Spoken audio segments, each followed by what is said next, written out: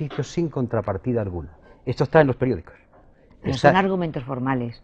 Pero la Todos contrapartida, esos. creo recordar, No he era el terminado empleo, todavía. ¿no? No he terminado todavía. La contrapartida era el empleo. Quiero decir, cuidado, la contrapartida es la siguiente. Le dicen a los sindicatos, si ustedes ceden todo esto, ante estas barbaridades, que después las iré enjuiciando y describiendo, pues el paro aumentará solamente en 149.000 personas. Si ustedes no ceden, el paro aumentará 160.000, 11.000 de diferencia. Pero en todo caso, el argumento de todo un presidente del gobierno, que cuando se están transcurriendo unas negociaciones está diciendo no hay contrapartidas, está diciendo que es imposible la negociación. Y a la última parte de su pregunta. Nosotros hemos presentado en el Congreso de los Diputados, cuando, lo más cercano, el plan de choque por el empleo. Todo un programa electoral, pero algo más, que tenía yo ganas de poder decir en televisión española a los españoles. Dígalo, dígalo. Lo voy a decir. Yo no pude asistir al encuentro con el señor González cuando éste requirió nuestra presencia para discutir acerca del discurso de investidura, la formación de gobierno. Fue el compañero Frutos. El compañero Frutos, en un momento de la conversación, cuando el presidente le informa que, bien, hay que tomar medidas difíciles, hay que salir de la situación, hay que negociar, el compañero Frutos, que sabe perfectamente la política de Izquierda Unida, dice: presidente, cuando quieras, mañana nos sentamos a discutir comisiones de trabajo, con todos nuestros programas, buenos, malos, irregulares, pero que tenemos ganas de discutir con los programas. La respuesta del presidente del gobierno es: bueno, la próxima también será conmigo, y ya avisaremos. A la segunda reunión, en el segundo encuentro, va el compañero Frutos, la portavoz del grupo parlamentario, Rosa Aguilar, y el presidente de Iniciativa per Catalunya, Rafael Ribó. En ese interín entre la primera y segunda entrevista, el presidente ya ha optado y ya se ha aliado con Convergencia y Unión. Y bien, no hay manera de hablar de programa. Todo lo más que dice es: ya nos veremos en algunas comisiones para discutir de algunos problemas. Por tanto, desde nuestro ofrecimiento, que seguimos manteniendo, que queremos discutir de política económica, lo que pasa es que nadie nos ha querido escuchar. Así que en el Parlamento hemos llevado propuestas. Le hemos dicho al presidente del gobierno, al señor ministro de Hacienda en debate parlamentario, cuando los presupuestos: señor ministro, cuando usted quiera, donde quiera y como quiera, estamos dispuestos a discutir de economía y de salidas. Nadie nos hace caso. Volviendo a la huelga, yo creo que nadie le va a negar a usted el derecho de apoyarla. Sin embargo, yo me pregunto si los sindicatos no puedan estar preocupados porque su apoyo puede representar una politización de la huelga, una politización con cierto sesgo. ¿No le ha dicho a usted en algún momento el señor Redondo, o el señor Gutiérrez sobre todo: no me ayudes que es peor, Anguita? Vamos a ver. Nosotros tenemos nuestra política independiente y esta campaña de rectificación. Y ya en octubre, antes que los sindicatos convocasen la huelga, yo planteé un plan de trabajo que hablaba de movilizaciones, la campaña de rectificación. Nosotros, desde nuestra soberanía como fuerza política, apoyamos aquello que creemos conveniente. Y vamos a ser claros: fuera máscaras y fuera hipocresías ya en este país.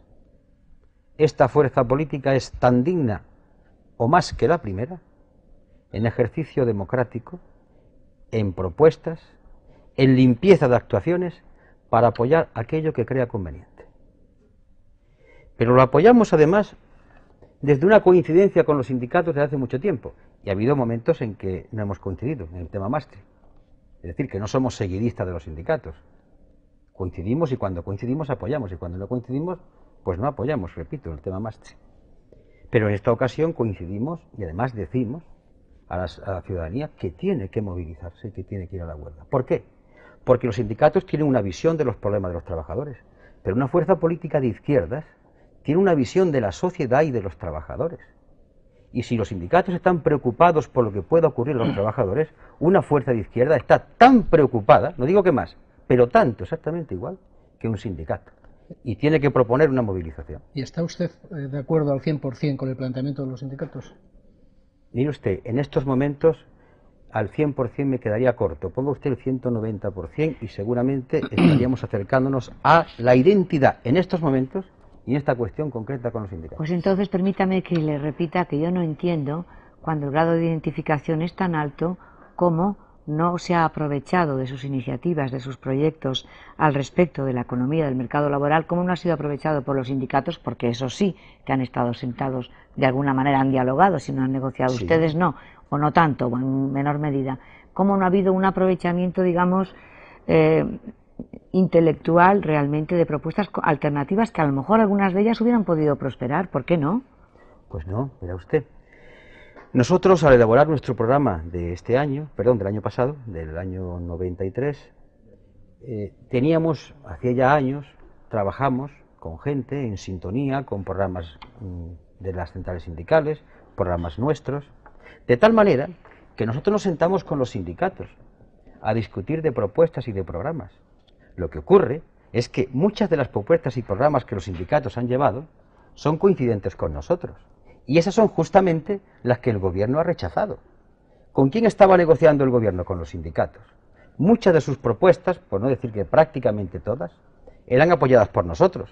Luego, la ayuda, que había sido coelaborar o discutir, cuando hemos discutido con los sindicatos, que nos veíamos con una frecuencia de 2 meses o cuando nos visitaban al Parlamento, los sindicatos estaban defendiendo unas posiciones muy coincidentes con las nuestras.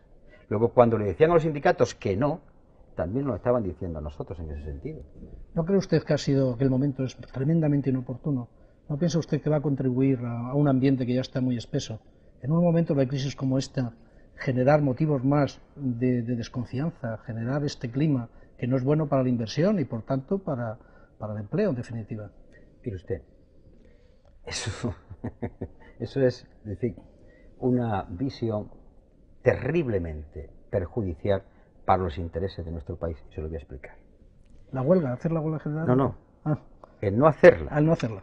Explíqueme usted, por favor. Se lo voy a explicar, si me permiten ustedes. Yo a los españoles y españolas que en estos momentos nos estén viendo le daré 3 datos simplemente, de lo inmediato. Saben perfectamente que a partir de que se aprueben estas medidas, el famoso contrato del aprendizaje, que ahora se hace hoy, hasta que se aprueben las leyes, para jóvenes entre 16 y 20 años, ahora será entre 16 y 25. Que los actuales contratos de formación permiten que se dedique a la formación entre el 25 y el 50% del tiempo para educar al futuro trabajador. La nueva ley dice el 15%. Los actuales contratos, todavía vigentes, hablan del sueldo del salario mínimo interprofesional, unas 60.000 y pico, 100 y pico, actualizado. Los futuros contratos son el 70, el 80 y el 90% del salario mínimo interprofesional, menos dinero. Pero, a partir de ahí, la actualidad de esos contratos sí tienen una pensión o el subsidio, o en caso de enfermedad tienen la atención. Los nuevos contratos no tienen atención. Esto sí que es grave. Esto es más grave que la huelga. Pero hay algo peor que todo esto, con ser ya grave. Para empezar, todos aquellos trabajadores que en estos momentos estén en una empresa con menos de 100 trabajadores, saben que cada 3 meses, cada 90 días, para ser exacto, pueden poner a 9 en la calle. Lo cual quiere decir que en un año, en una empresa de pocos trabajadores, hasta 99, 36 de ellos pueden ser puestos en la calle y aquí no ha pasado nada. Y que las empresas, entre 100 hasta 300, pueden poner en la calle un 9 y pico por ciento. Aproximadamente, permítanme estos números. Si la empresa tiene 150 trabajadores, se pueden poner en la calle impunemente 54. Si tiene 200, 72. Y si tiene 300, 108. 4 millones de españoles trabajadores trabajan en empresas menores de 50 empleados, lo cual significa que pueden ser puestos en la calle exactamente 3 millones. Esto sí que es grave. No una huelga. Esto sí que es grave. Y más, y puedo seguir contando más cosas. Sí, sí que es grave. Yo me gustaría preguntarle... Usted cree, perdón un segundo, no dentro de esto, pero ¿usted cree que un empresario echa a la calle a algunos trabajadores si tiene pedidos, si tiene trabajo? O sea, que lo primero que hay que crear es un clima de confianza para generar el negocio y nadie tendrá necesidad de despedir a nadie. Por otro lado, hoy ya se despide a la gente. Estamos hablando quizá del precio del despido, en definitiva, ¿no? No, estamos hablando de lo siguiente. Usted sabe que hoy todavía... Lo tiene que aprobar la autoridad para hacer Sí, pero usted sabe que con la nueva ley, el plazo se pasa de 30 a 15 días y que hoy todavía el silencio administrativo significa no a la empresa. pero que a partir de esta ley el silencio administrativo significa sí. Y mire usted, vamos... Pero están los jueces siempre. Sí, sí, pero los jueces en el caso del despido colectivo. Estos casos que yo acabo de contar son despidos colectivos, pero los tratan como individuales. Ahí no hay jueces por medio, ¿eh? Siempre hay un juez en todo despido individual. En este despido no hay jueces, señor. En todos los despidos. No hay. Simplemente que se pone en la calle. Pero permítame que le explique también, aunque lo sabe perfectamente, clima de confianza. Mire usted, seamos realistas. Vamos a ver lo que ha pasado en este país, en nuestro país, en España. Con un crecimiento de la economía en torno al 5 y más del 5%, en unos momentos del boom, aquí se veía mejor que nunca, el paro no ha bajado del 16%. Y mire usted, la famosa competitividad no es solamente, debe bajarse y basarse en el tema de los salarios, fundamentalmente en la calidad y en el nivel empresarial. Y aquí hay algo que conviene que tengamos presente. Se le está pidiendo, no se le está pidiendo, se le están imponiendo a los trabajadores estas auténticas barbaridades, y solamente he enseñado dos. ¿Qué dan los empresarios? ¿Cuál es la contrapartida que le piden? Se crea el fondo obligatorio de inversiones como proponemos nosotros, que le decimos, mire, señor empresario, entendemos que puede tener problemas. ¿Por qué no crea usted con una parte de la ganancia un fondo? Y ese fondo puede estar con algunas deducciones fiscales, controlado también por los trabajadores que generen empleo. No se le pide nada. Absolutamente nada. Todo va por la precariedad en el empleo. Somos el primer país de Europa en flexibilidad o en contratos en precario, con un 40%. El primer país de Europa, que también somos el primer país en paro. Esta es la manera. Me permite, señora Anguita, usted mismo acaba de decir que cuando estábamos en expansión, creciendo al 5%, la tasa de paro en España era del 16. 15, 16. Bien. Tenemos la mayor fábrica de parados de Europa. Es decir, con el sistema, con las rigideces o con las flexibilidades que hay ahora, que ha habido hasta ahora, tenemos la mayor fábrica de parados de Europa. Entonces, ¿qué alternativa? Es decir, si está en contra de la reforma del mercado laboral propuesta por el Gobierno y apoyada por la mayoría de los grupos parlamentarios, por los nacionalistas catalanes, nacionalistas vascos, etcétera, Partido Popular, en el tema de la huelga está claro que se ha quedado solo. ¿Qué alternativa tiene para oponerse a esta reforma, teniendo en cuenta, por ejemplo, que la opinión pública, hoy hemos conocido una encuesta del Ministerio de Trabajo que afirmaba que el 80% de los encuestados comprendía y estaba a favor del contrato de aprendizaje, que es una cosa de las que usted más ha criticado ahora. La mayoría entiende y está a favor de la reforma laboral presentada por el Gobierno. Es decir, si la opinión pública ha entendido el mensaje de cambio de la legislación de flexibilidad, ¿qué alternativa ofrece? ¿Seguimos como estamos? ¿Vamos a más rigidez todavía? ¿Cómo vamos a luchar con la situación de crisis económica generalizada que hay en Europa? Voy a contestar. Para empezar, la opinión pública convendría que hubiese un debate que hemos pedido muchas veces, de horas en televisión con datos, y que hablásemos todos los que venimos aquí con la claridad con la que yo hablo. ¿Llevaré razón o llevaré razón? Yo creo que sí que la llevo, pero doy datos. No obstante, le voy a leer unas palabras de un dirigente político en el Congreso de los Diputados el día 28 de diciembre. Mis notas están sacadas del diario de sesiones. Dice así, su señoría, incluso con la reforma, seamos sinceros, pueden existir dificultades para crear puestos de trabajo. Él dice que sin la reforma, pues no se crea ninguno. Pero vamos a los últimos datos que los dieron ayer. De manera muy alegre dijeron, se han hecho 20.000 contratos de aprendizaje. Luego alguien pudo pensar, ya tenemos 20.000 españoles más. Es verdad que cobrando una miseria, sin seguridad social, más o menos con horas de como se trabajaba en otros tiempos, pero bueno, menos da una piedra. Y yo pregunto, y quiero este dato a quien me escuche, que me lo den mañana o pasado. ¿Cuántos de estos contratos de aprendizaje no son sino la continuidad de los viejos contratos de 60.000 pesetas y que le han dicho cuando ha finalizado el plazo, niño, si quieres seguir trabajando, ahora te vas al de aprendizaje? Y lo digo porque yo he tenido el caso, 27 personas me han denunciado lo que le han hecho. Tenían el contrato antiguo, el de las 60.000 pesetas, le caducaba, y le ha dicho el señor empresario, pues se acabó esto, si quieres seguir, ahora te firmo el del aprendizaje.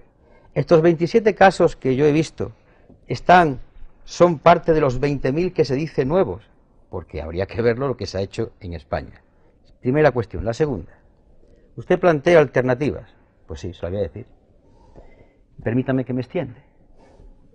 Para empezar, coincidiendo con un manifiesto que van a suscribir casi todos los catedráticos de Derecho al Trabajo, donde atacan este proyecto del gobierno, y comienzo diciendo algo que yo he dicho por ahí. Este proyecto ataca principios constitucionales. Y nos encontramos con lo siguiente. La Constitución habla de que los poderes públicos tienen que hacer una política orientada al pleno empleo. Aquí se ha olvidado. La Constitución habla de que los trabajadores pueden intervenir en las decisiones de la empresa. Aquí no se tiene en cuenta. La Constitución habla del derecho al trabajo. Se ha olvidado.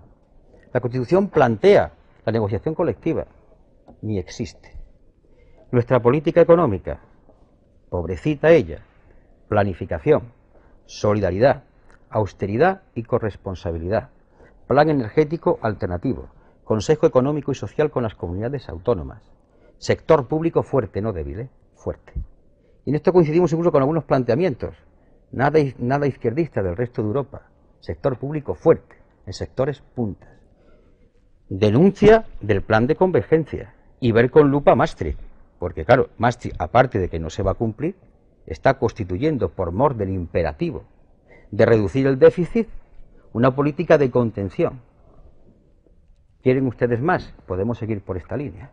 No, esto está explicado en nuestro programa y en alternativas puestas en el Congreso de los Diputados. De acuerdo, señora Anguita. Lo que pasa que, a fin de cuentas, lo que se está planteando en estos momentos es distintas alternativas para crear empleo. Por lo que yo lo que creo que es indiscutible es que las medidas de reforma del mercado laboral que propone el Gobierno y aprueban la mayoría de fuerzas políticas, el objetivo, la intención, es la creación de empleo. Eso me parece que no se puede discutir de una forma seria. Por tanto, nos encontramos en que ustedes disienten de esas propuestas y presentan otras. Entonces, claro, la ciudad y además apoyan una huelga general. Entonces, la ciudadanía, yo creo que lo lógico es que se pregunte qué alternativas, qué propuestas pueden resultar a la larga más efectivas para recuperar ese empleo que necesitamos. Entonces, al encontrarse ustedes en minoría en estos momentos ante este problema importantísimo para los ciudadanos de este país, yo no sé por qué motivo pueden resultar más efectivas a la larga sus propuestas que unas propuestas también supongo que fundamentadas, por supuesto, con apoyo técnico, jurídico, legal y de todo tipo, y que avalan, a fin de cuentas, una representación popular muy amplia, que recientemente votada el 6 de junio. Yo creo que esa es la gran pregunta ante la huelga del día 27, ¿no? Pues ante la gran pregunta, permíteme que vaya la gran respuesta. Para empezar, no confundamos legalidad con razón. El Gobierno tiene toda la legalidad para tomar estas medidas, yo no lo dudo. Y lo que acuerde el Gobierno o el Parlamento por mayoría es ley. Eso lo tengo yo clarísimo. Otra cosa es que eso sea correcto. Hablamos de efectividad. Que sí, en pero este efectividad, caso. pero permítame usted. Esta política, a la cual se le ha dado un golpe de tuerca, lleva fracasando en España 10 años. Es la misma. El Gobierno el año pasado, recuerden ustedes, cambió 6 veces de previsiones. Yo no he visto un Gobierno que se haya equivocado tantas veces como este. Y usted en su pregunta dice, la intención es buena. Por supuesto, mire usted. Yo no creo que haya nadie tan miserable en mi país que haga leyes para fastidiar a los trabajadores. Pero que es un problema de intenciones, ni de bondad o de maldad. Es un problema si las medidas son correctas o incorrectas. Y yo lo que digo, que las medidas se han demostrado fracasadas. Esta política, que llevan ya 10 años, ha llevado a este país a 3 millones y pico de parados. Y es más de lo mismo. Echarle la culpa a los trabajadores. Los costes laborales unitarios en España son los más baratos de la Comunidad Europea. Y el salario, mire usted. Hasta el que fue gobernador del Banco de España tuvo que decir hace 2 años, cuando el tema de la inflación, que no era responsabilidad de los salarios, que hay una inflación por el tema de los beneficios, que las empresas en España han tenido unos beneficios los más importantes de la Comunidad Europea, y sé que están atravesando dificultades, pero esto también es malo para los empresarios que quieran ser empresarios, porque no todo aquel propietario es empresario. A mí la palabra empresario me merece un respeto, y no todo aquel que tiene puesto algo es empresario. Implica riesgo, innovación tecnológica, visión de futuro. Y la verdad, España en los últimos años, siguiendo una tradición antigua, ha sido el país del negocio, del tente mientras cobro, de la carencia de planificación, de la carencia de rigor, de la poca inversión en investigación más desarrollo. Y aquí tenemos lo que está ocurriendo. O sea, ¿usted piensa que lo que es bueno para los empresarios es malo para los trabajadores y viceversa? Yo no he dicho nada de eso. Porque Lo que digo es que esto hay aspectos que también es malo para los trabajadores, y se lo voy a explicar. Mire usted. En España se soporta fundamentalmente la economía y el tejido productivo casi en un 22%, un 92% sobre la pequeña y mediana empresa. Por mor de que no hay una auténtica política económica seria y rigurosa, que con visión de aquí a 10 o 12 años vaya hacia la auténtica riqueza, que es la creación de tejido productivo, los empresarios van a contratar con estos contratos a una mano de obra cada vez peor, menos especializada, sin cualificación, basándose solamente que van a competir con Europa por la baratura del salario. Pero la gente en Europa ya no compra porque el producto sea más barato, sino si es mejor. Y cada vez veremos trabajadores menos cualificados, empresas más pobres, más ruines y por tanto empresarios dando, porque ya no pueden más, vuelta a la tuerca y llegando a un país casi tercermundista. Mire usted, ahora mismo una inversión en I+D, simplemente con una décima de aumento, crearía 200.000 puestos de trabajo, nada más que hay. Y el futuro, cuando hablamos de competitividad, es investigación. No poner una mano de obra baratísima, porque el producto que al final sale es malo. Y si es malo no se vende. Pues bien, R que R llevan empecinados en decir que la competitividad es abaratando la mano de obra. Esto es llevarnos a Taiwán, al tercer mundo. Y eso es malo, para los trabajadores por supuesto, pero para algunos empresarios también. A mí me gustaría, antes de cerrar este bloque de tema de actualidad, que es las enmiendas de mañana, el debate que hemos abordado de la reforma laboral del gobierno, que mañana estrena el Congreso, y de la huelga general que tenemos el 27 de enero, a mí me gustaría que nos colocáramos por un momento en el día después, es decir, en el 28E. Usted ha pedido varias veces una plataforma política para ese día después. Los sindicatos y los empresarios están hablando de reunirse en una mesa para llegar a acuerdos sobre pacto de rentas, posible pacto de rentas. El señor Griñán, el ministro de Trabajo, ha dicho el otro día que si hay acuerdo entre empresarios y sindicatos, el trámite parlamentario está abierto para que pudieran incluirse enmiendas en la reforma laboral, si los agentes sociales lo acuerdan. Es decir, en este momento, estamos ya un día después de la huelga, no sabemos si ha sido un fracaso o un éxito, o una victoria pírrica para todos, no sabemos. ¿Usted qué plataforma política pide? ¿Qué ve para el día después? ¿Y cómo ve el mapa político en ese momento ya? Pues imaginemos que estamos en el 28 de enero, que es el día siguiente de la huelga general.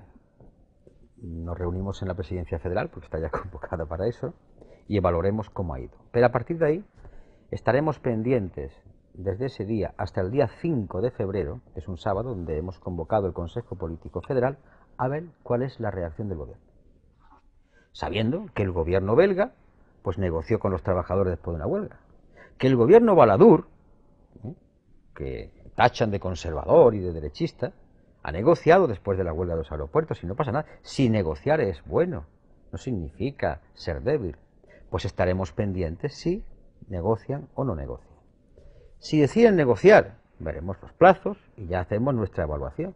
Si en ese tiempo el gobierno, que no creo, pero vamos, se empestilla, entonces nosotros seguiremos con nuestra campaña de rectificación, que significará la movilización. Es que no rectificación. Parecía una cosa moderna, de un grupo de rock. No, el rock no, menuda movida la que hay ahora. Esto sí que es una movida y no el rock. Hablando bien, se trataría de una plataforma en torno a qué. Pues mire usted, en torno a los 10 puntos, que es nuestro decálogo, y estamos dispuestos a discutirlos con muchas gentes para promover una plataforma programática que continúe con la campaña de rectificación, preparando el terreno para que en algún momento, y a través del procedimiento democrático oportuno, las urnas, el gobierno descanse.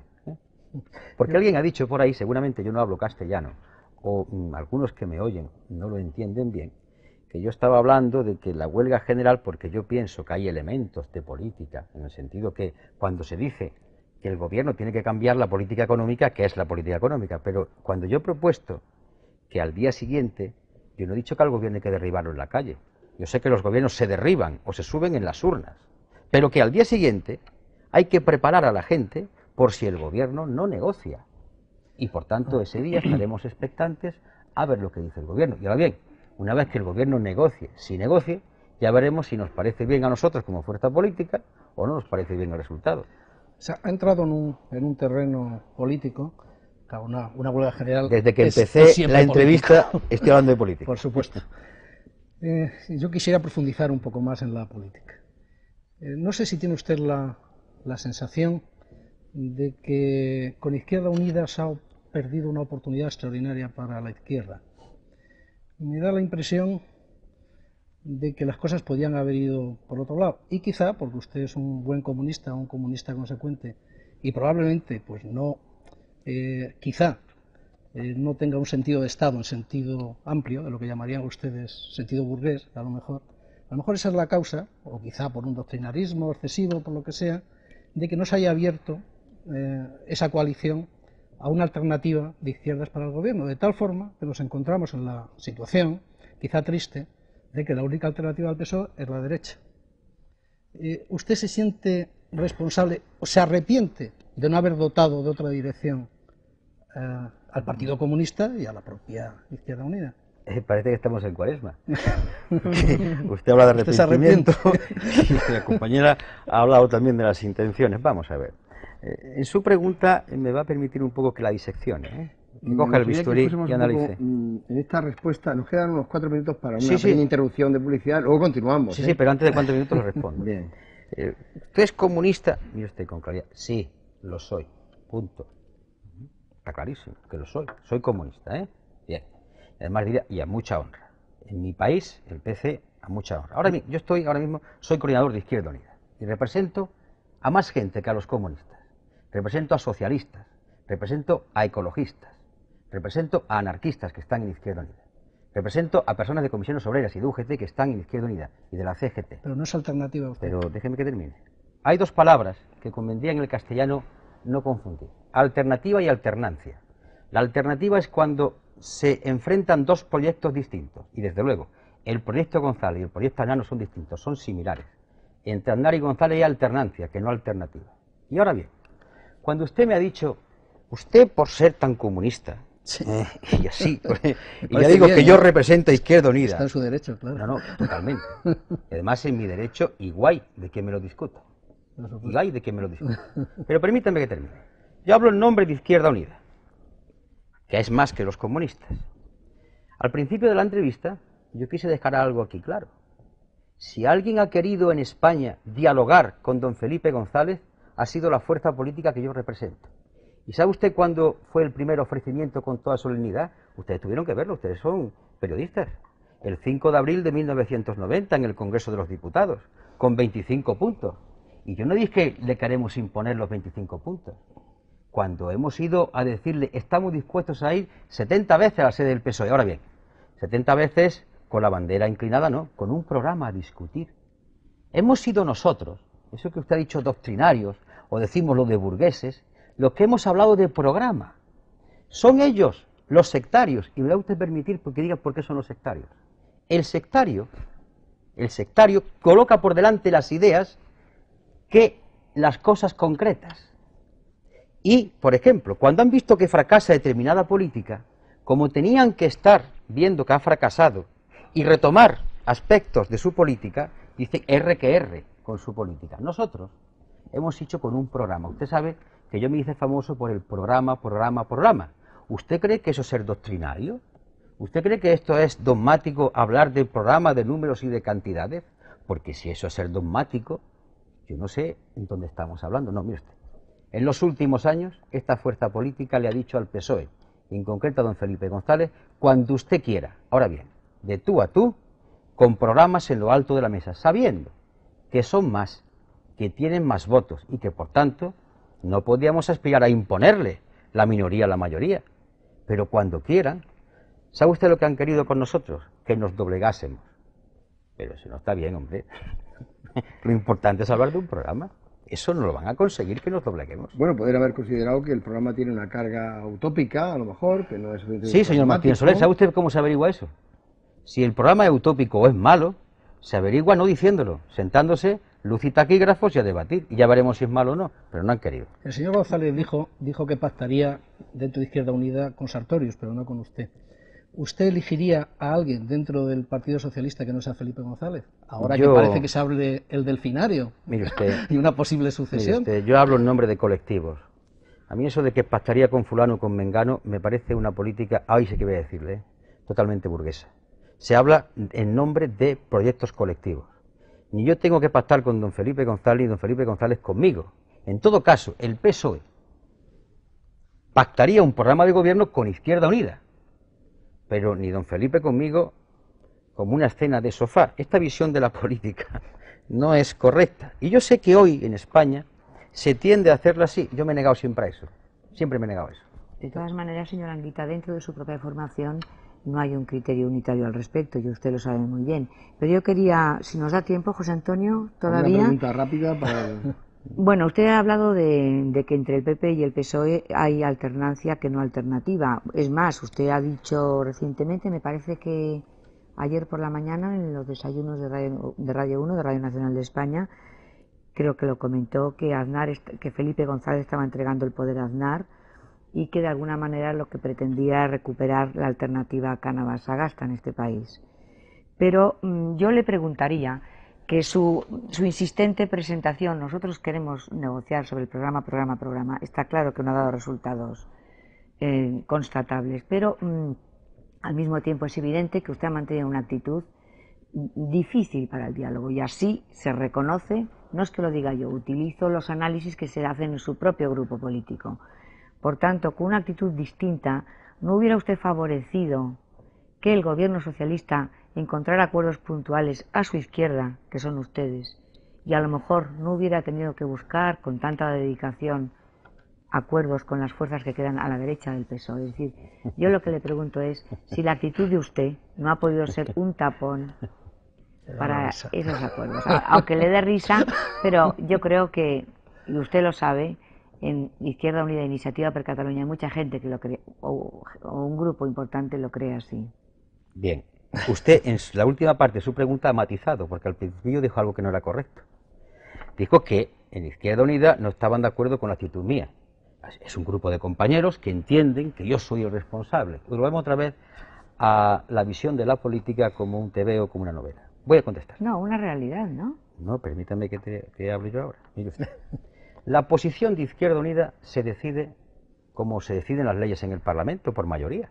Es decir, los presupuestos generales del Estado de este año no los votó todo el Parlamento, los votó la mayoría, y ya son leyes.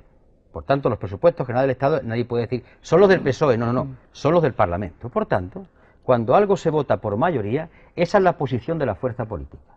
No vale decir, es que de la mayoría y no de la minoría, porque entonces estaríamos conculcando el principio democrático del Congreso. Ahora bien, ¿que hay compañeros que no están de acuerdo? Pues claro que sí. ¿Y saben ustedes, entre otras cosas, por qué lo saben ustedes? Muy bien. Porque somos la única fuerza política en el mundo entero, y para empezar, por tanto, en España, que permitimos que ustedes entren a nuestras discusiones. Y vamos a seguir en eso. Saben cómo discutimos. Ahora bien, usted sigue diciendo la actitud mía.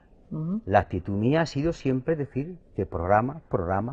Lo que pasa, mire usted, que esta fuerza política, que yo en estos momentos represento, no le gusta el lenguaje hipócrita, ni le gusta que tenga el otro la impresión de que somos alguien que aspira a pactar por los cargos.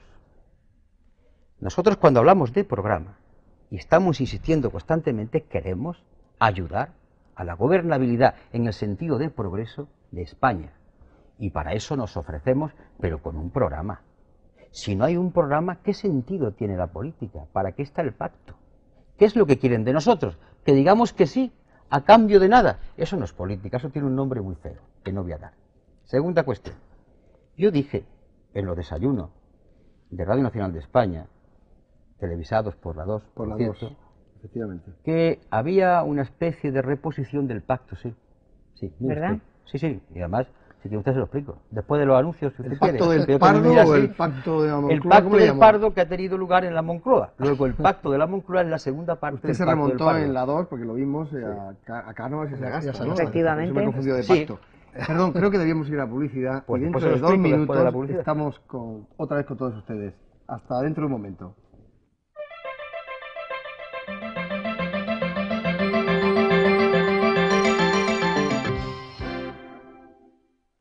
Bien, recuperamos el diálogo en directo con el coordinador general de Izquierda Unida, con don Julio Anguita, en el punto en que lo dejamos hace apenas un par de minutos.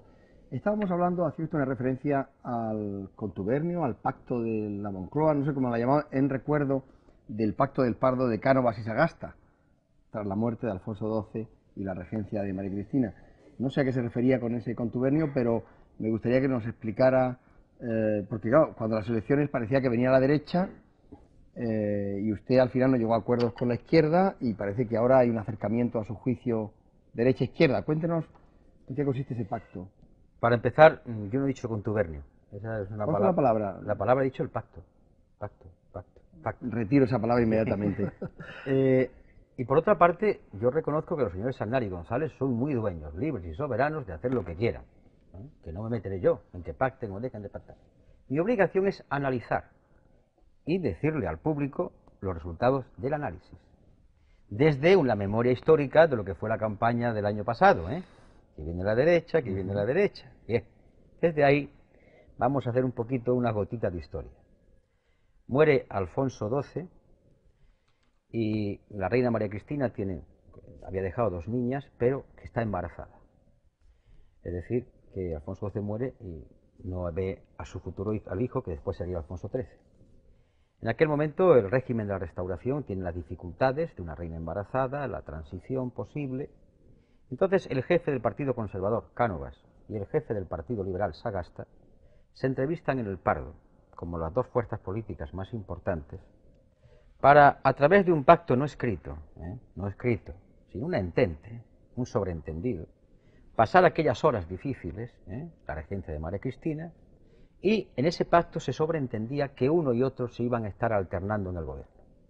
Hoy yo, mañana tú. Hombre, entre ellos había diferencias, pero en un 95% estaban de acuerdo en todo. Ese 5% era el que salía a relucir en las campañas electorales, para dar la impresión de que había diferencias entre los conservadores y los liberales. Bien, demos un salto en la moviola a 1993. Duró medio siglo el régimen de la Restauración. Duró muchísimo, muchísimo. Y contra ese bipartidismo luchó denodadamente un partido que había surgido en aquel siglo, en el siglo XIX, fundado por un tipógrafo llamado Pablo Iglesias. Contra aquello luchó, porque veía que aquello era una falacia. Cosas de la historia. Y ganó las elecciones en el año 10, fue diputado además. Fue el primer diputado, efectivamente. En 1910 el primer diputado, a base de tesón, porque estas cosas no se improvisan de la noche a la mañana. Pero lo que iba. Vamos a ver, el país tiene una situación difícil en su economía por los errores del gobierno, pero además de los graves errores del señor González en economía, además hay una crisis mundial y europea, también, se juntan las dos. Y bien, ¿cuál es la salida que ven? La salida es este disparate. Ahora bien, este disparate, saben los dos perfectamente que la Constitución se siente atacada.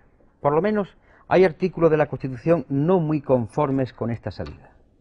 ¿Y qué hacen entonces? Permítanme que les lea las palabras de un señor diputado hablando de la Constitución, porque esto nos demuestra lo que hay detrás de los acuerdos del Pardo.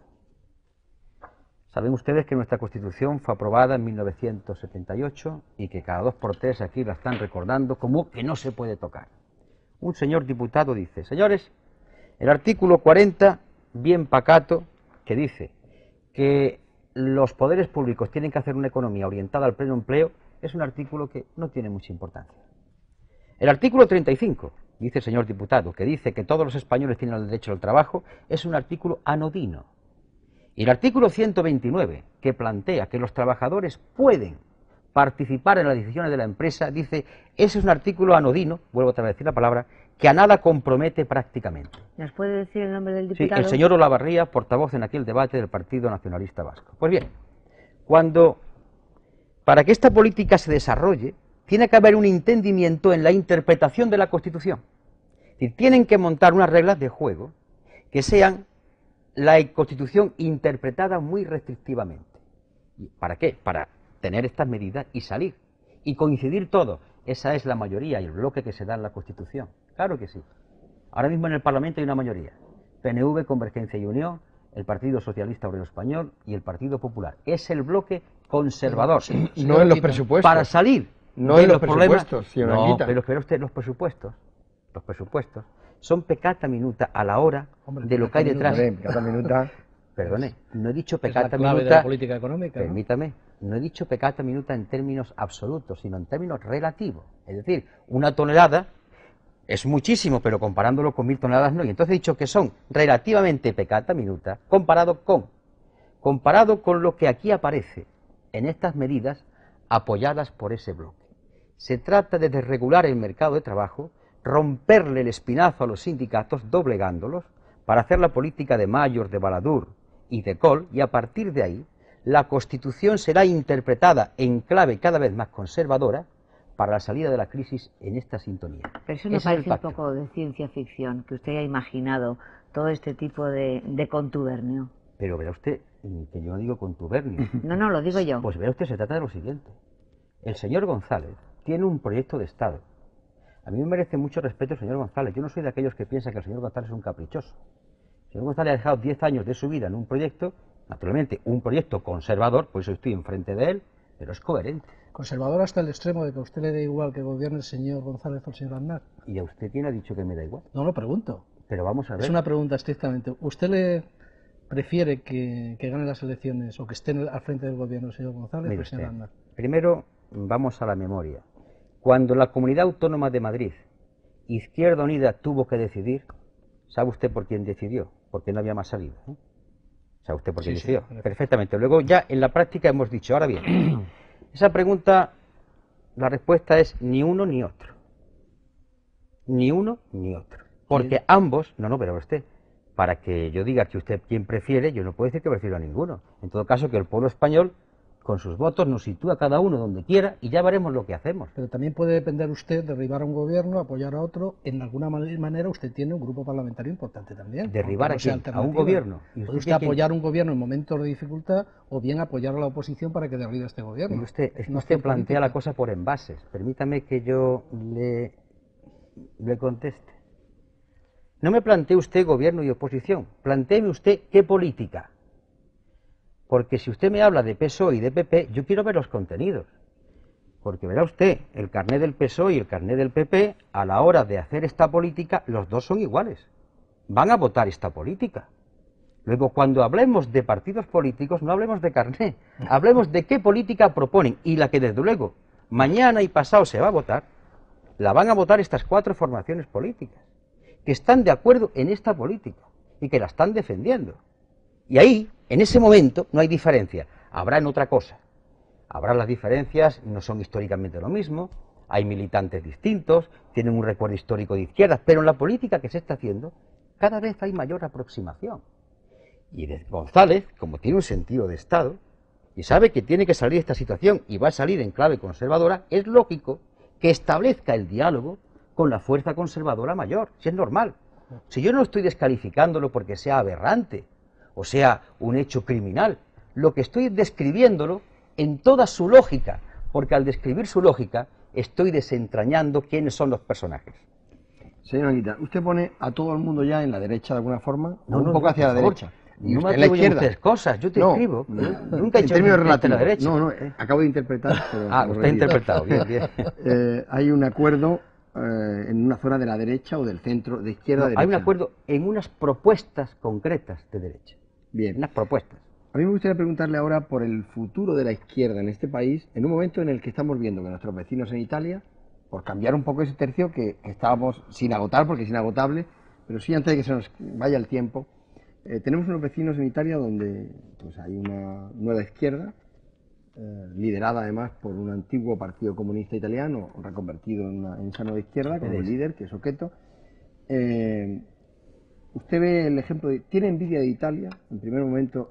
Usted ve una oportunidad perdida en no haber hecho esa reconversión del Partido Comunista de España como el italiano. ¿Usted cómo ve la nueva izquierda, el futuro de la izquierda en España y cómo ve su propia izquierda unida con la propia crisis interna que tiene? Porque el otro día uno de los líderes, no sé si le llamaba Comunista. o algo así. Comunista, sí, señor Vamos, no recuerdo la O que palabra. practicaba una política paleocomunista, Una más que política llamar. jurásica, no recuerdo la palabra exacta. Entonces, en esa relación, esa comparación entre Italia y España, ¿Usted ve Italia como una oportunidad perdida para España? ¿O cómo ve el futuro de la izquierda? ¿O ve acercamiento de Izquierda Unida hacia el PSOE para que se aleje un poco del PP? ¿Cómo ve ese mapa político? Explíquenos un poco ese escenario. Vamos a ver, señor Martínez Soler, he repetido esta noche hasta la saciedad que cuando hemos hablado de programas y hemos hablado con el PSOE, siempre hemos dicho, ¿está usted de acuerdo en hacer una nueva situación desde la izquierda? Yo creo que esta noche ya me he puesto cansado y he demostrado que si alguien no ha querido negociar con Izquierda Unida ha sido don Felipe González. Y yo lo demuestro con hechos, no con palabras ni con intenciones. Segunda cuestión. Como español me duele observar cuán papanatas somos a veces en nuestro país. Porque aquí se ha hecho una teorización de izquierdas totalmente novedosa. Y le voy a dar la clave. He tenido la satisfacción de poder escuchar de verdes europeos que éramos la auténtica alternativa que se estaba cociendo aquí, con muchas imperfecciones a la construcción europea, a la construcción de una izquierda europea, perdón. En Italia han hecho lo que tenían que hacer en Italia, y lo que vale para Italia no tiene que decir que valga para aquí. A mí eso de copiar, vamos a ver, en Italia había un partido socialista débil, aquí hay un partido socialista fuerte. En Italia había un partido comunista fuerte, aquí había un partido comunista débil. Aquí ha habido una debacle del Partido Comunista, hasta que nos dimos todos cuenta que teníamos que formar una fuerza política distinta, democrática, participativa, y eso cuesta trabajo, pero de izquierdas, de izquierdas. Y a partir de ahí, el señor Oqueto creyó conveniente transformar su partido en otra cosa. Y el señor Oqueto ha pasado unos años muy difíciles, Vamos a recordar que aquí los hechos se olvidan. El señor Oqueto, cuando hizo la reconversión, tuvo 3 años en picado, hasta que obtuvo una ventaja, y la tengo que decir aquí con satisfacción. Cuando los demás entraron en la corrupción, por estafadores y por ladrones, los del Partido Socialista y los de la Democracia Cristiana, la vieja honestidad del antiguo Partido Comunista de Italia salvó al compañero Oqueto porque pudo presentar que había recibido la herencia del antiguo Partido Comunista en el hoy Partido PDS, la honestidad de aquellos comunistas, y hoy la gente en Italia lo apoya por ese legado de honestidad. Pero aquello fue en Italia.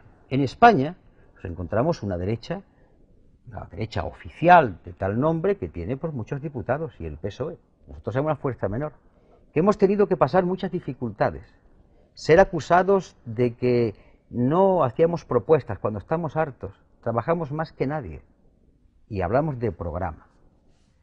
Y claro, tenemos que vencer las dificultades de los clichés que nos quieren colocar.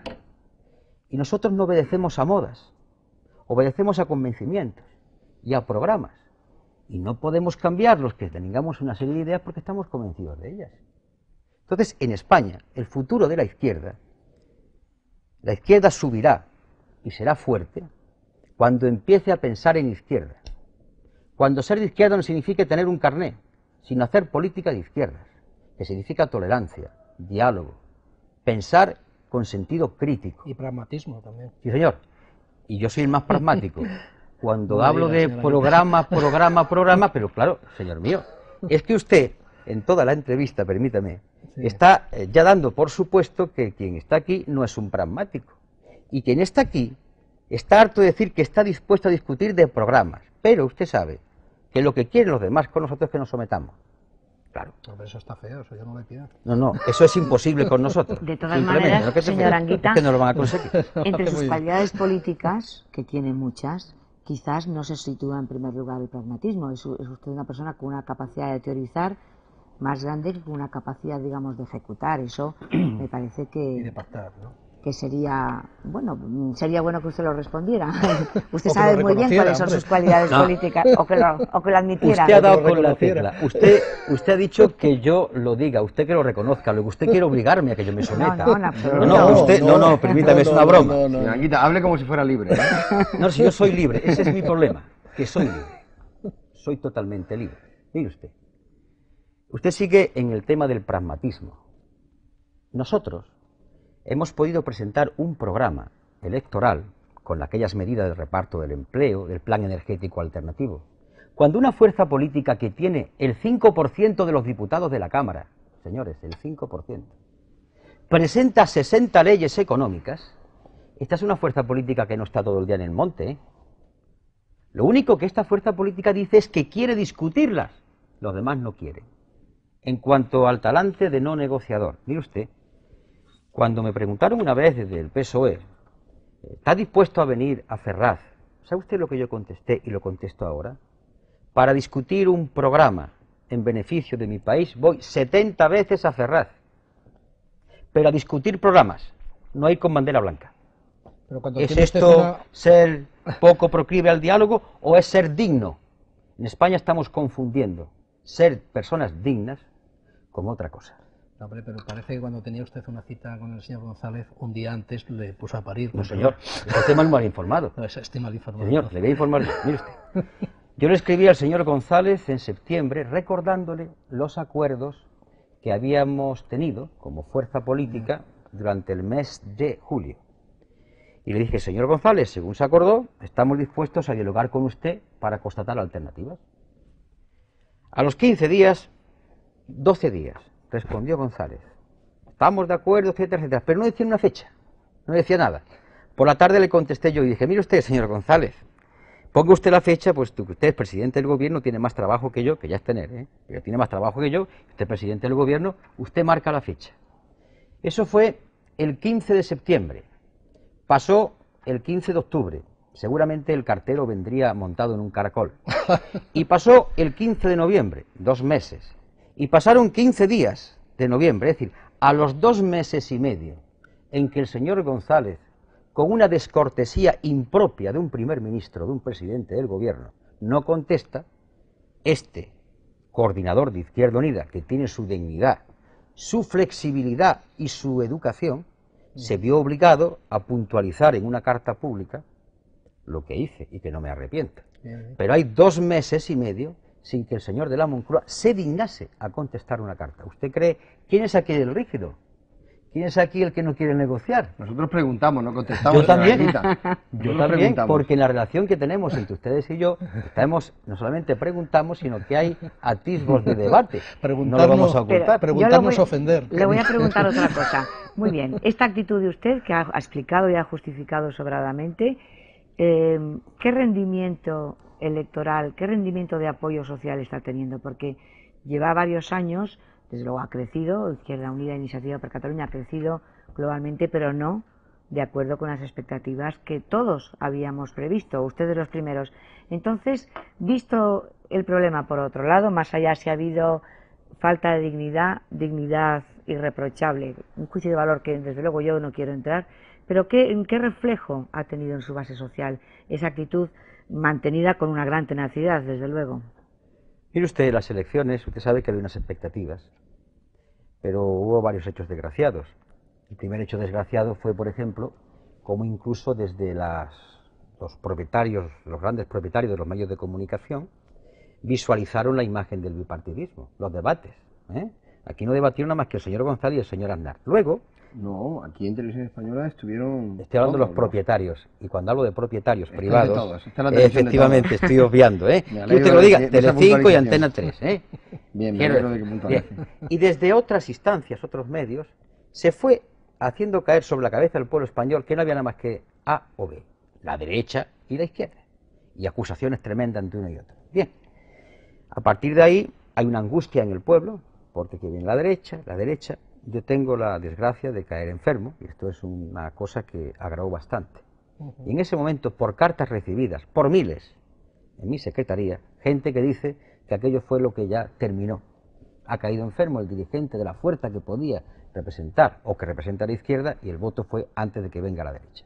Así opera esta mecánica. Ahora bien, si nosotros hemos hecho un programa, trabajando miles de personas en él, reconocido por gente como un programa con imaginación y pegado a lo concreto, nada de sueños, con cantidades. Hemos estado dispuestos a dialogar con el presidente del gobierno. Le hemos dicho cuando usted quiera, como usted quiera, y nos dan con la puerta a las narices. Bueno, si nosotros queremos, según la pregunta, conseguir algo, tendremos que abdicar de esa posición. Pues mire usted, voy a ser claro. Nosotros con mucha humildad y con mucha flexibilidad vamos a seguir trabajando, haciendo leyes, intentando explicarle a la gente lo que pasa, que es lo que hago yo cuando voy por ahí, explico economía, con palabras muy sencillas, lo que ocurre, y intentando que la gente se movilice desde la concienciación, nada del insulto ni del grito. Y cuando lleguemos a las elecciones, nuestro pueblo decidirá, sabiendo que estaremos siempre dispuestos a quemarnos, como dijo una vez, para resolver los problemas del país, pero con dignidad. Me gustaría A retomar... cambio de perder la dignidad, que no hemos conseguido nada. ¿A dónde quieren que vayamos? No, decía que hablando de elecciones, ¿qué resultados esperan ustedes obtener en las europeas y las andaluzas? Y si usted prevé una anticipación de las elecciones generales. Mire usted, nunca ha hablado de los resultados, yo creo que vamos a subir, lo único que puedo decir. O si quiere usted, con toda sinceridad. Y que me perdonen porque no es un acto ni de soberbia, ni simplemente que yo creo que el político tiene que ser sincero cuando habla con la gente. Yo creo que esta fuerza política, que con sus adversidades ha demostrado con quién está, merece subir. No digo más. Y a partir de ahí, si cree usted que en las elecciones hay un adelanto a las elecciones generales, no lo sé. Porque si se consolida el entramado puede que dependa de cómo sale el Congreso del Partido Socialista Obrero Español, si es más o menos traumático. Tengamos presente que ante nuestros ojos está ocurriendo una gran transformación. Que el debate en el PSOE no es un debate cualquiera, ni es de personas. Lo digo con mucho respeto a una fuerza política que nunca me he metido, pero es la fuerza política que gobierna, algo tengo que decir. Y a partir de cómo salga ese Congreso, posiblemente, y ante la previsión de que Aznar, porque si nos empeñamos, se empeña el señor González, y se empeñan otros en que gane las elecciones, las va a ganar, pues depende de eso cuando convoquen las elecciones adelantadas. También va a depender del problema europeo, cuando ya a todos se le caiga la venda de que van a tener que reconsiderar los plazos de Maastricht, porque no los podrán cumplir. Así que cuando se haga el Congreso del PSOE, usted me lo pregunta, y yo voy a aventurar como aventuré en el año 91, que dije, va a haber un cisma en el PSOE, lo escribí en un artículo. Yo me comprometo a aventurar, cuando vea el Congreso del PSOE. Y de su cisma no habla, porque en el PSOE los renovadores van para arriba, pero en su partido van para abajo, ¿no? Bueno, es que usted hace sinónimo. Usted sabe que hubo un debate en la Edad Media nominalista, porque usted, supongo que no se deja llevar por las palabras. Yo no me quedo en las etiquetas. Renovadores no quiere decir siempre que sean gente que esté renovada. Vamos a probar el vino y no fijemos las etiquetas, porque cuando probamos el vino nos encontramos con cada sorpresa porque no coincide con las etiquetas. Lo que sí parece claro es que hay un desgarro ideológico en los partidos de izquierda en España, tanto en el Partido Socialista como en Izquierda Unida. Por lo menos se nota en algunos de sus líderes pues unas tendencias, unos matices, que además es sano, es saludable y están debatiendo con un precongreso en uno y con un debate interno en Izquierda Unida. A mí me gustaría preguntarle ahora, señora Anguita, al hilo de la anterior pregunta sobre el futuro de la izquierda en España. Usted habla personalmente y abiertamente de que le gustaría retirarse poco a poco, a leer a los clásicos, a Fray Luis, a San Juan de la Cruz, a quien quiera. Que me gusta, que lo voy a hacer. Usted ha hablado también en la primera parte de esta entrevista de que pues tiene pues esa especie de tres gorros, ¿no? Uno el personal, esa fuerza, esa ideología personal, esas tendencias místicas o clásicas, tiene el papel de coordinador de Izquierda Unida y tiene también el papel de secretario general del Partido Comunista de España. Tiene ese 3 en 1, ¿no? Esa trinidad de papeles y bueno, y va conjugando los tres y combinándolos divinamente por ahora. Pero en su coalición pues hay unas tendencias, hay pues esos desgarros ideológicos y hay también pues las ambiciones legítimas de los políticos, de las personas. Hay también pues en fuerzas sindicales cercanas como es Comisiones Obreras pues liderazgos como el de Antonio Gutiérrez, por ejemplo, que puede tener algún día pues matices más políticos que sindicales, por ejemplo. Hay también Rafael Ribot, juega un papel importante dentro de la coalición, Nicolás Sartorius. Veo que hay, usted habla de retirarse poco a poco y al mismo tiempo me gustaría que me dijera cómo ve el futuro de la coalición, los liderazgos que apuntan, cómo dibuja ese conflicto interno. Mire usted, el conflicto de los liderazgos ahora mismo se da. Cuando yo he apuntado y he dicho que llegará un momento en que me tenga que ir y que me quiero ir con vitalidad suficiente, estoy reclamando lo que todo ser humano tiene derecho a reclamar, el descanso. Pero también estoy diciendo algo muy importante, que las formaciones políticas son más importantes que los hombres y que las formaciones políticas deben, por su propia dinámica, suplir a los dirigentes. Eso es lo que estoy diciendo, porque he visto en la historia política española casos de esperpento que no quisiera yo repetirlos.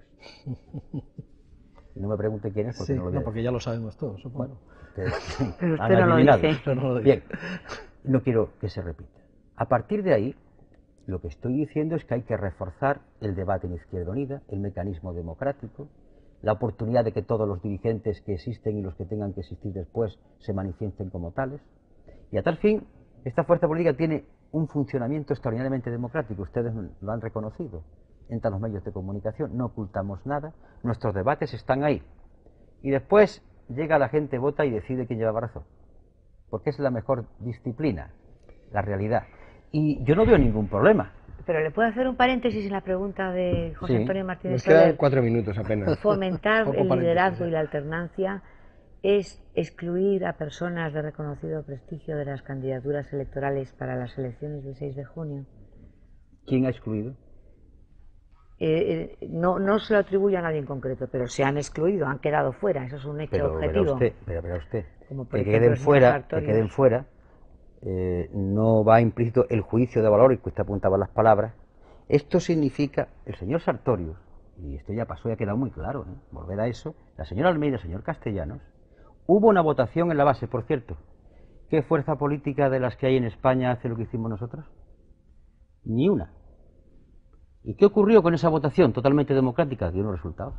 Los compañeros no quisieron someterse a una segunda votación y renunciaron. Y estos son los hechos, ¿eh? Cada uno los podrá interpretar como quiera. Pero hubo una votación en la base, y repito, ¿qué fuerza política en España hizo lo que hicimos nosotros? Nadie excluyó a nadie, y menos que nadie yo. Hombre, señor Eso Anguita, fueron los lo de la base es muy respetable y es muy importante. Y No, muy respetable, y muy no. democrático consultar a la base. Eso es democrático. Me parece fundamental. Pero usted también sabe que el líder también puede hacer una serie, puede también dirigir, puede hacer una labor de decir, hombre, yo creo que por ahí deben ir las cosas. Y normalmente el líder suele ser acompañado en sus decisiones. Mire usted, el líder podrá, en algunos casos, orientar. En este que nos ocupa, el líder fue a votar a su agrupación como otro más. Porque una cosa es ser dirigente, no me gusta la palabra líder, que es saber llevar en un momento lo que todo el mundo piensa en contar la sintonía, y otra cosa es ser el pastor del rebaño. Y yo me niego a ser pastor del rebaño, que esto es lo que la cultura política de hoy quiere hacer con los llamados líderes. No, soy dirigente. Y dirigente es el que en un momento determinado interpreta mejor que otros el drama colectivo. Pero punto, ya está.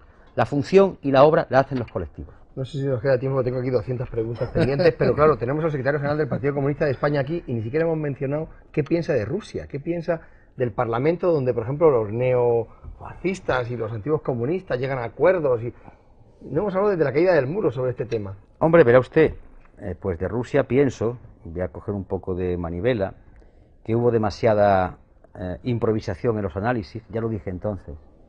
La caída del muro, que tenía que caer por lo que estaba ocurriendo, pero que se cogió con demasiada alegría y no prever lo que podía ocurrir, porque claro, Occidente se vio obligado, entre comillas, a tener que darle apoyo a un auténtico golpista. Vergüenza para este Occidente, defensor de las libertades, apoyar a un golpista. Y apoyar a un golpista simplemente, estos sí que son sectarios, porque le dicen a Yeltsin, te apoyamos, aunque des los golpes que has dado y te cargues un parlamento, y vayas contra la Constitución, porque tú vas a llevar a cabo las reformas económicas según la filosofía de Occidente. Pero ya viene la realidad, que aconsejaba la prudencia, yo lo habían dicho gente de la parte de Occidente, que el paso de aquel sistema al capitalista no se puede hacer en 500 días. Por favor, que eso es, como diría aquí, hasta una horterada. En 500 días no se puede pasar. Pues bien, desde Clinton a los gobernantes occidentales, hombres poco realistas y poco pragmáticos, porque se dejaron llevar por su carga ideológica como buenos sectarios, dijeron, no, la economía de mercado por encima de la realidad. Y ahí tienen la consecuencia, apoyo a un golpista. Han tenido que rebobinar y poner al frente de los designios económicos a unos reformadores pero más moderados, aquello es inmenso. pero creían que aquellos se hacían 4 días. Yo no he visto mayor ignorancia en gentes que tienen la responsabilidad de ejercer gobierno. Mayor ignorancia, o en el caso que yo creo más que ignorancia, mayor dosis de sectarismo. Anteponer la ideología a la resolución de problemas de millones de seres humanos. Si me permite, La verdad es que Rusia no nos queda para mucho tiempo más. No, sí, es brevísimo. Es decir, bueno, usted es comunista. Sí, señor. Por cuarta vez. No, voy a lo siguiente. ¿Considera usted que hay algún país que tenga establecido su modelo de comunismo en estos momentos, ahora que hablamos de Rusia? Mire usted. Sí o no, y muy pocas palabras. Claro, es que tengo que contestarles que pregunta algo. Yo si es Cuba, soy comunista. Si es China, si es... Una pregunta. ¿Me permite que le conteste con otra pregunta? Dígame usted un lugar donde se lleve al 100% las doctrinas de Jesús. Desde luego en el Vaticano no. Entonces permítame que le conteste. Mire, el comunismo para mí, según definición de Marx, es movimiento real que continuamente va superando las contradicciones. ¿Qué quiero decir? Que nuestro objetivo final está en la acción de cada día. Tiene el micrófono un poco caído para que le podamos oír un poco mejor. Recupere. Debe ser, seguramente. Al mencionar el nombre de Marx, se ha caído el micrófono. Sí. No tiene mayor importancia. No tiene ninguna importancia porque sepan ustedes que a veces cuando alguien se empeña en enterrar, los muertos no quieren. Y en Alemania, en Inglaterra y Estados Unidos hay un renacer del pensamiento marxista. ¿Por qué? Porque ha habido errores, indiscutiblemente. Pero lo que tenemos hoy es, desde mi punto de vista, algo que no soluciona los graves problemas que tiene la humanidad. Y mientras haya gente explotada, agraviada, perseguida y marginada, pues habrá alguien que tenga ideas claras que aglutine a gente para luchar por una situación nueva. Muy bien, señora Anguita, muchas gracias. Solo una palabra para preguntarle cómo se encuentra de energía antes de despedir este programa. ¿Cómo se creo que he físicamente? podido dar una pequeña muestra en esta entrevista, no sé si entrevista o debate, yo llamaría debate, de que no me encuentro mal de fuerzas. Nos alegramos mucho de que esté muy bien de energía y nos alegramos mucho de que tantos espectadores nos hayan acompañado en esta entrevista en directo con el coordinador general de Izquierda Unida, don Julio Anguita. Muchas gracias. Gracias a Margarita Sáez Díaz, redactora jefa del Periódico de Cataluña, y gracias a José García Abad, director del Siglo. Y gracias sobre todo a todos ustedes por seguirnos aquí en la Primera de Televisión Española. Hasta la próxima. Muy buenas noches. Gracias.